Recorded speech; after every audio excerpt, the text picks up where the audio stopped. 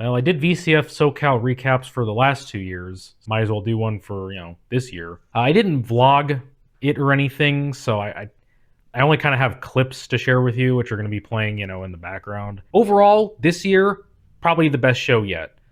It was the biggest by far. For me personally, definitely the best year so far, and we're going to get to that. This year, the entire, big ballroom was just dedicated to the exhibits. I think having that separation of exhibit from the vendor really helped everything kind of flow better. The main room just didn't feel as crowded as it was before, which that's definitely a big positive. As for the side panel, we got 2 signatures. Shout out to Tim and Nancy. There is one more signature here on the back. That is Sean of Action Retro. I wanted the front to purely be fan signatures. I figured he could be a cameo on the inside. But yeah, I mean, 2 signatures, that's not bad. I mean, I was a little worried that we might get none, but at least we got 2. So that was pretty cool. I was also carrying around this. This is a Sony Mavica FD88 floppy disk camera. This is the 2nd generation of floppy cameras, so this can do much higher resolution images than the first ones. And it can also do very short video clips. And at the end of the video, I'm going to have probably a little slideshow of the pictures and all the clips stitched together. So yeah, this is only part of the haul. This isn't even close to the good stuff we got. And this isn't going to be in chronological order of the stuff I got at all, because frankly, I want to save all the cool stuff for later. I got this 550 watt Antec True Power 2.0. This is 2005 power supply. I'm pretty sure it's brand new. I haven't actually taken it out, but everything in here looks like it hasn't really been touched. So that's pretty cool. Hopefully the capacitors are in decent shape. This was 25 bucks. So I mean, that's cheaper than what I'd pay for a used one of these on eBay. So that's a pretty good deal. We just got some smaller stuff here. This is a card I've never seen before. This is a USB and FireWire combo card. I think I knew that these existed, but I never really processed that in my head. So yeah, there's actually 2 separate VIA controllers on 1 PCI slot, which is pretty neat. Looks like it needs floppy power, but yeah, this adds 5 USB 2.0 and 3 FireWire 400 ports. It's not tested, but for $5, I mean, it probably works. And yeah, I've never seen a combo card like this, so figured I'd grab it. That's kind of useful. Can never have too many of these 5¼ inch to 3½ inch adapters. This one is interesting because it has a little groove cut into it for the floppy eject button, which I've never seen before. For $3, I mean, it's really hard to complain when it comes with all the stuff and it's brand new. This was $15, and this is I think brand new, or if it's not brand new, it's at least very lightly used. Promise Ultra 100 TX2. Yeah, this was the hot IDE controller back in the day. You wanted fast hard drive performance without going scuzzy, you were probably buying one of these. Or you might have been lucky enough and actually had a motherboard that had this integrated on there. I've seen them before. They kind of work. Hopefully the dedicated card works a little better. I don't know how much use I'll get out of this, considering I'm going to add in a card. I'm probably going to want to add SATA, but it's nice to have the IDE option. And speaking of IDE, I got all these cables. These red ones were actually free. They weren't on the free table, but they were being given out for free by a vendor. Same vendor that I got this and the power supply from. Those 2 hard drives up there. But yeah, somehow in my 11 years of being into this hobby, I've never had a single one of these IDE cables that's, sleeved like this. I just never came across one in all my years. I don't know how I managed to avoid it that long. I can already tell that this would be way easier to work with. I mean, this is just so much smaller. I'm kind of curious if the signal integrity is worse on these, given that all the wires are crowded together. So the 80 wire, shielding might not be as effective. But yeah, I got 3 of these IDE cables, and then I got these big combo packs, which were $3 each. This has 2 IDE cables in it, as well as a floppy cable. So yeah, I have a bunch of these now, rounded for increased airflow. I don't know how much it's actually going to help the airflow, but given the cases at the time, any improvement you could get was probably welcome. Here we have something pretty modern. These are two 4 terabyte Hitachi DeskStar hard drives. Hopefully they're not Death Stars, because I haven't actually tested them yet.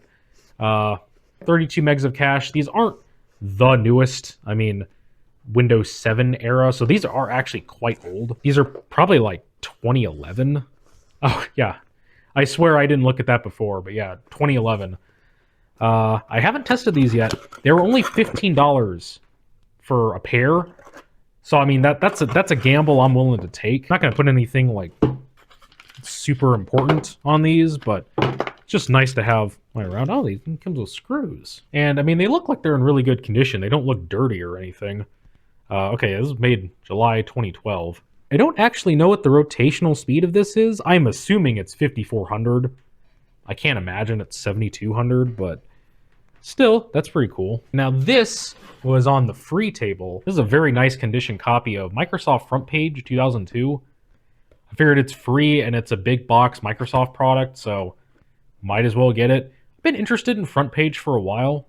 Not that it's like the most useful web design software out there. It's even got a gatefold, which is really neat. It's literally free.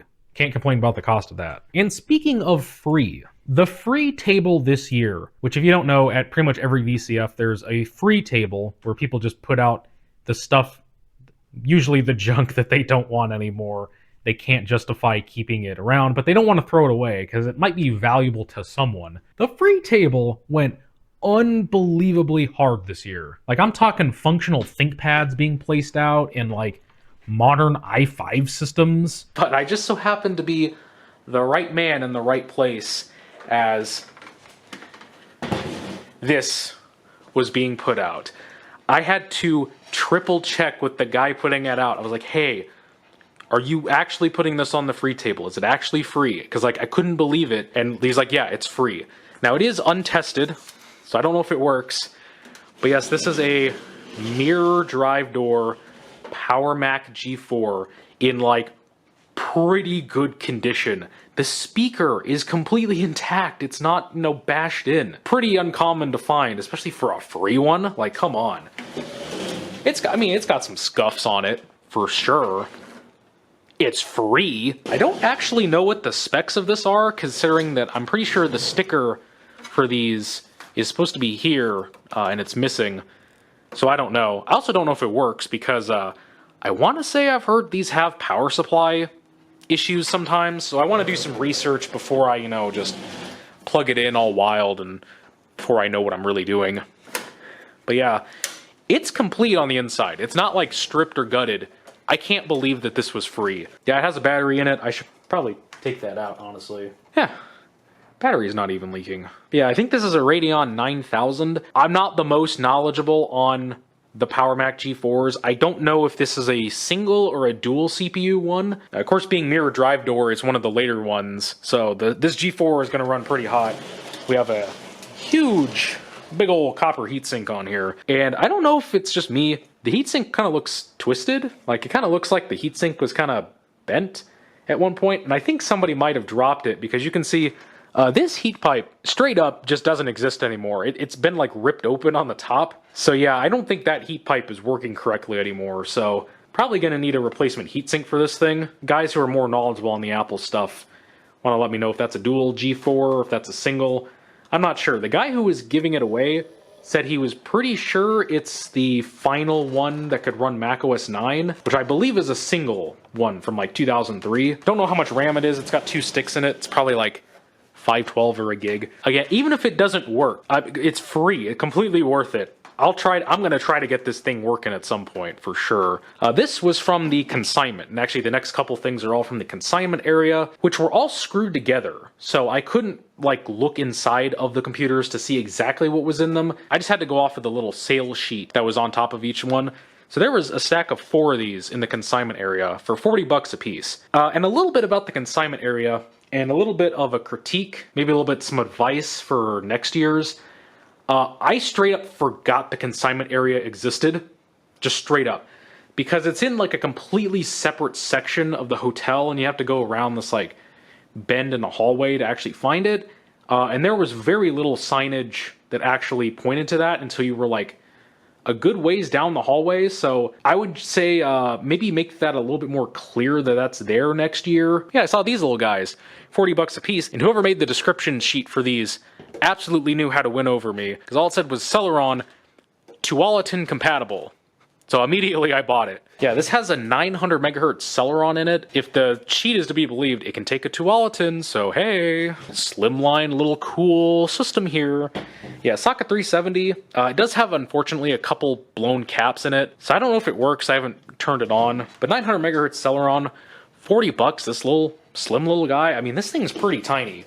It's not the tiniest, but it actually has expansion in it. It has dual PCI slots. Sadly, no AGP. I wouldn't really expect it in here. Has built-in Ethernet, USB, and even on the front here, has an IR receiver, and it has this cool little smoke clear plastic cover for 2 more USB ports and 3 audio jacks on the front, which I don't think I've ever seen 3 on the front before. A Horizon? I don't actually know what the model of this is. Apparently it's Novell compatible. Has Windows 2000 on it. It has like a 30 gig hard drive in it, but yeah.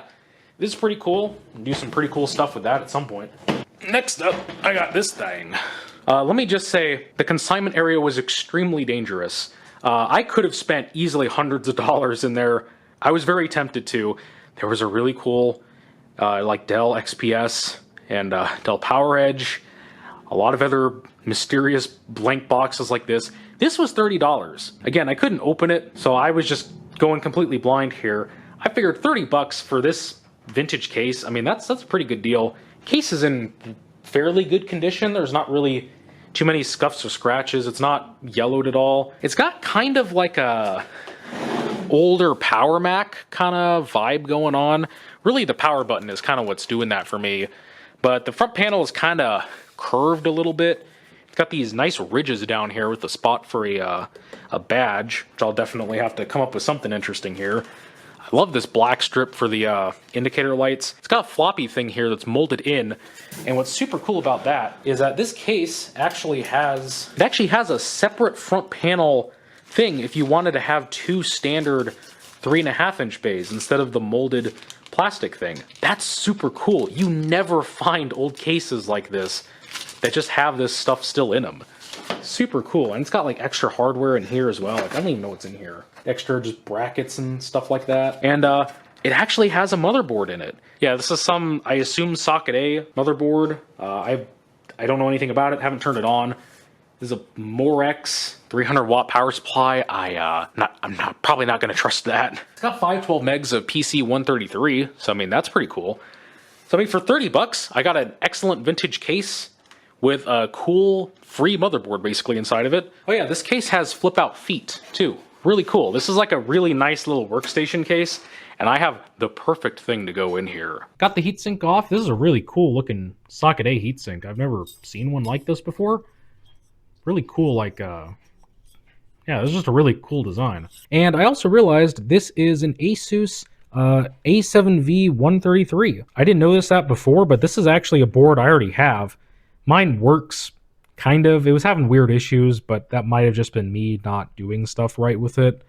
And this actually has its own Promise controller on it. I don't think that's an ATA 100 controller, but still pretty cool. And then the CPU is a Athlon 1000 megahertz. I'm pretty sure that's a Thunderbird. The die is unfortunately chipped very slightly at the edge. That's probably still functional, I imagine. But yeah, all this for... I misspoke earlier and I said it was $30. This one was actually $40. Still, pretty good deal. But I actually have the perfect thing to put in this case, and we're going to get to that right now. Now, this is the system I got for $30. And I bought it for the case because this is a really cool Antec case. I actually already had a case just like this, but mine was in pretty rough shape. Tons of scratches on it. This one has some scratches too, but it's not nearly as bad. But mine was missing like the USB cover here. It was missing this door as well, and the front panel clips were kind of broken, so it kind of flopped around a little bit. But this one is in great shape. So for 30 bucks, I was like, I really don't care whatever hardware is in here. I saw it had a power supply in it, so I thought, maybe it's the original Antec power supply. For 30 bucks, I mean, that's worth it to me. You know, I couldn't really tell what was in it beforehand because this was all screwed together. No thumb screws, these were regular screws, so I couldn't open the side panel. I swear, I had no idea what was in this thing. The sheet for the consignment sheet that was on here said nothing about it other than it was $30 and it was for this Antec system. So when I opened this up, when I got home, I was absolutely floored. $30. That is a dual slot 1 motherboard with dual Pentium 2 350s in it. 768 megabytes of RAM. I don't know what the deal with this was. I don't know if the seller just didn't know what was in it, or if he just didn't care. That was worth so much more than 30. That's closer to like 300, at least on eBay. In the real world, maybe more like 200. Unbelievably good deal. All the caps are in good shape. I tested it. It does work. Finally have a dual socket vintage system. I've wanted one for so long and I finally have it. And I didn't even know. I had no intentions of getting it. I just happened to pick the right case.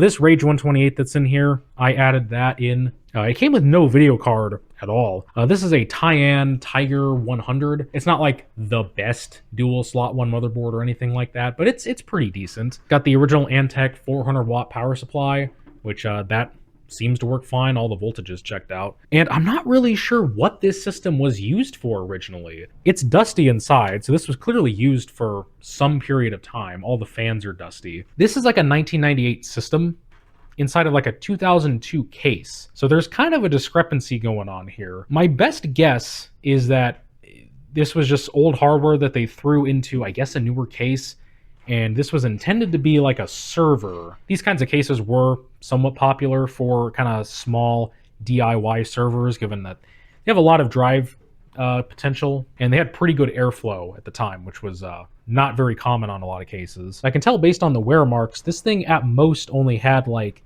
1 or 2 hard drives put in it, so it probably wasn't a very big like file server. It also had no video card, like I mentioned. There was only one bracket that was empty, and it was way down here, so maybe that was for an Ethernet card originally. My best guess is that maybe it was some sort of smaller file server, or maybe it was like a DHCP server or something like that. I really don't care, because it's a dual slot 1 motherboard that works with AGP. I'm not complaining. It's also weird because like they wrapped all the cables in this like automotive plastic like shielding. I've never seen this used on anything other than vehicles. And like every single cable is wrapped in this too. It's not just the main 20 pin. Bizarre, but I kind of like it, honestly. It really helps clean it up. It's honestly a really good idea I never thought of before. I might have to kind of steal that idea. And this motherboard I am putting in that beige kind of workstation-ish case. This absolutely is going to make a perfect fit in that case. The airflow is not going to be as good, but I mean, it'll be good enough. The aesthetics alone are going to be premium. All right, I think I've rambled on quite long enough. Enjoy this little clip reel from the Mavica here. Thanks for watching, and have a good one. Oh yeah, the case has the keys too. I forgot. Yeah, it has 2 sets of keys for the case and the...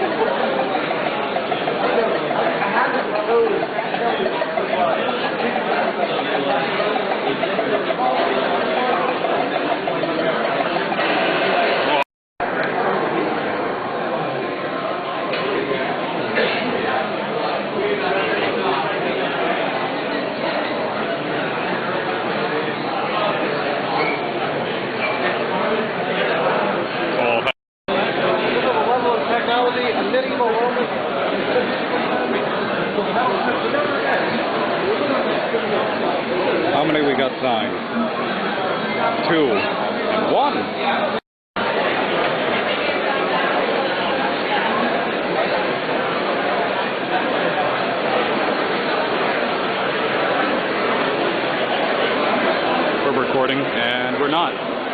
Whoa! We got a plethora